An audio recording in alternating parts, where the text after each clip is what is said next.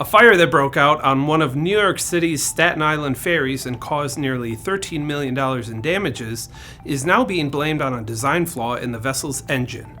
In 2022, the Sandy Ground, a ship in the Staten Island ferry fleet that carries passengers from Lower Manhattan to and from Staten Island, was forced to evacuate all 884 people on board when a fire broke out in the engine room.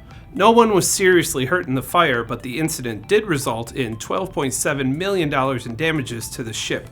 According to new investigation results released by the National Transportation Safety Board, that fire was the result of faulty engineering.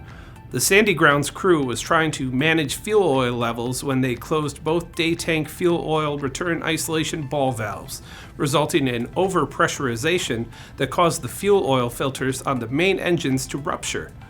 That in turn caused fuel oil to spray and ignite a fire, which was made worse by a delay in shutting down the main engines.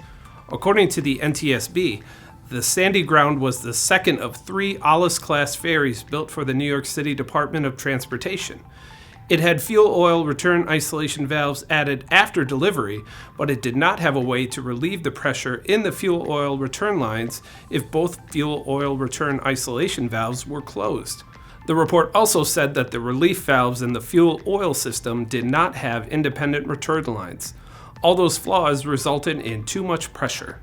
The NTSB's findings also suggested that engineering crew members were undertrained on the new fuel system, meaning that they likely didn't realize the new vessels did not have relief valves in their fuel oil return systems like the other Staten Island ferries.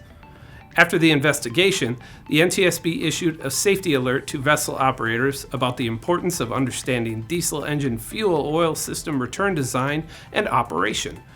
The agency said this is the second time in 2 years it's investigated a vessel fire caused by overpressurization.